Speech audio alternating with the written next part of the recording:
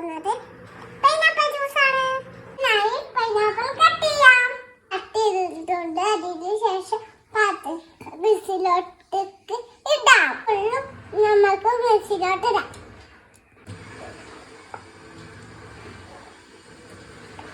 ആവശ്യമായ